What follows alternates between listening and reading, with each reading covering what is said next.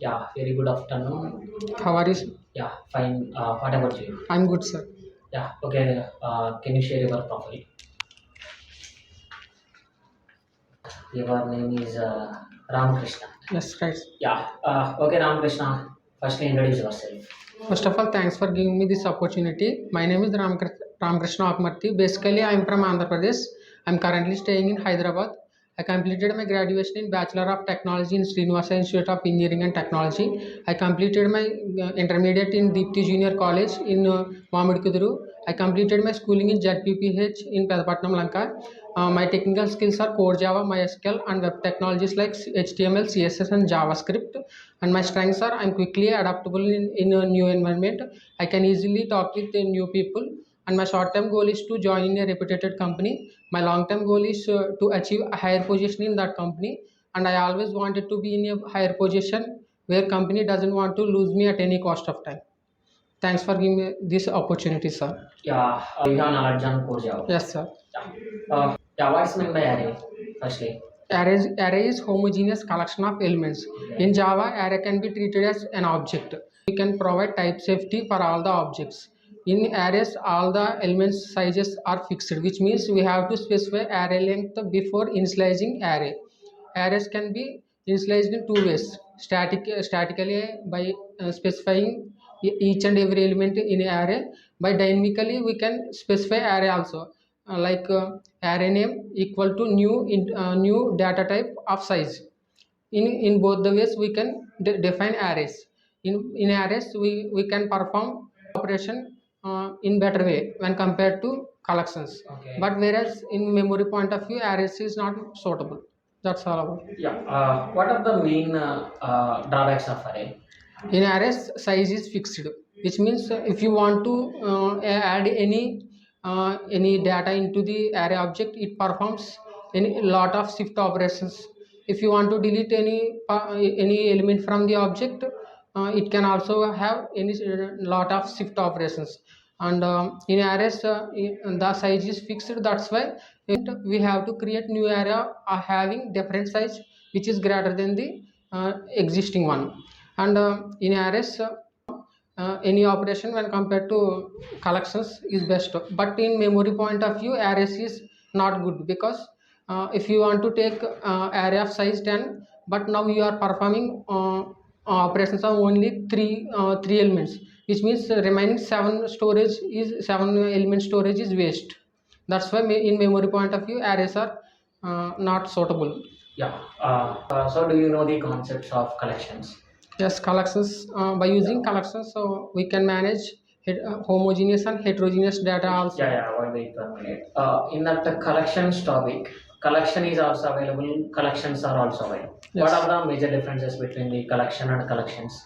Collection is interface present in Java, which is used to combine all the objects into a single entity. Whereas collections is a utility class, which provides lot of utility methods which are used to perform some set of operations on the collection interfaces objects. Yeah. What are the difference between array list and vector? Array list is the child class of implementation class of list interface, and vector is also the implementation class of list interface. Okay. Whereas array list is non-synchronized one, vector is synchronized one. Vector is legacy class, which is oldest version. Array list, which is non-legacy class. In array list, due to asynchronized nature, multiple threads can access array list objects, which means there is no need to wait a longer amount of time, wait a longer period of time to perform any specific operation on the vector objects, due to synchronized nature of vector. Array list was introduced in 1.2 version. Vectors are introduced in 1.0 version. Yeah. So yeah, in that collections, some type of cursors are available. Yes. Yeah. In how many type of cursors are There available? are three types of cursors are there in Java. Yeah. Enumerate, Explain one by one. enumerators, iterators, and list iterators. Enumerators are used to iterate over the legacy classes. For example, if you want to take any legacy class like vector, we can use enumerator or iterator. Whereas iterator is used to iterate any type of interface objects. whereas list iterator is used to iterate over only list interfaces. Yeah. List iterator is bidirectional, and iterator is unidirectional. Enumerator is also unidirectional. To traverse over the collection only, whereas iterator is used to traverse over the collection, and also it performs remove operation also, whereas list iterator is used to perform traversing operation, addition of elements operation, and also remove operation also. Yeah. Okay. Very good, Ramakrishna. So among these three type of cursors, which one is the universal cursor? So iterator is the universal or list iterator is the universal, or both are universal? Iterator is universal.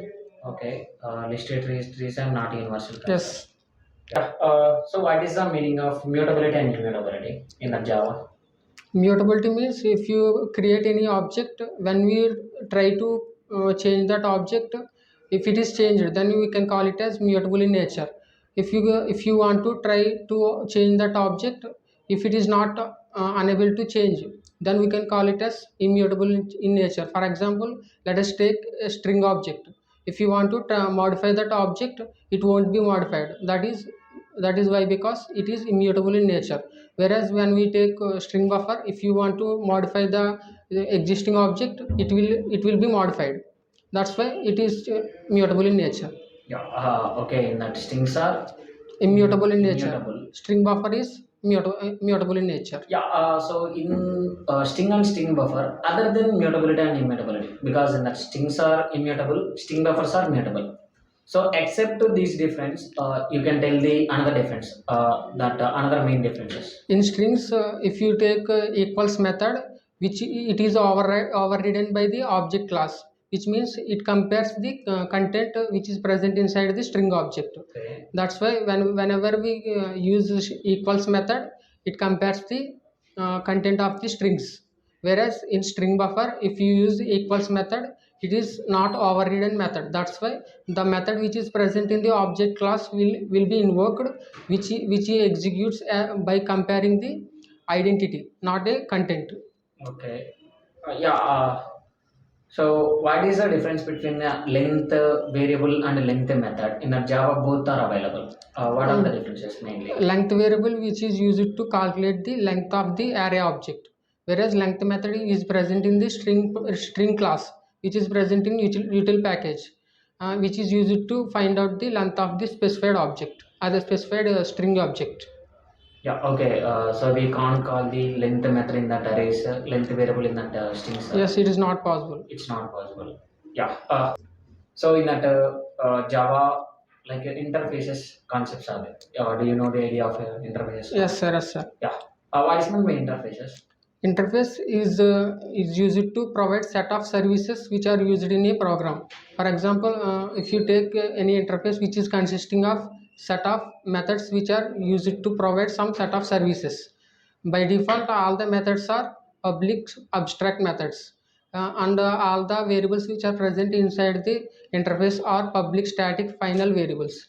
Why we are taking all the methods are public abstract means, if you want to take any other modifiers irrespective of the implementation, which are all the are talking about the implementation, but when we take any modifier related to the abstract which doesn't need to talk about implementation, that is only public.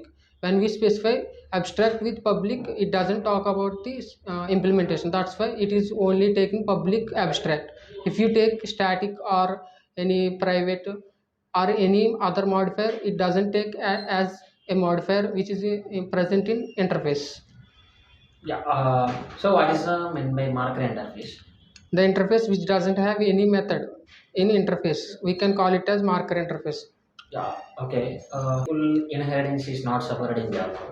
Because whenever we use in multiple inheritance through classes, it may generate ambiguity. Whenever more than one parent class have same method name, whenever we call from the child class, the same method is present in more than one parent class. That's why it may get confused to access that method.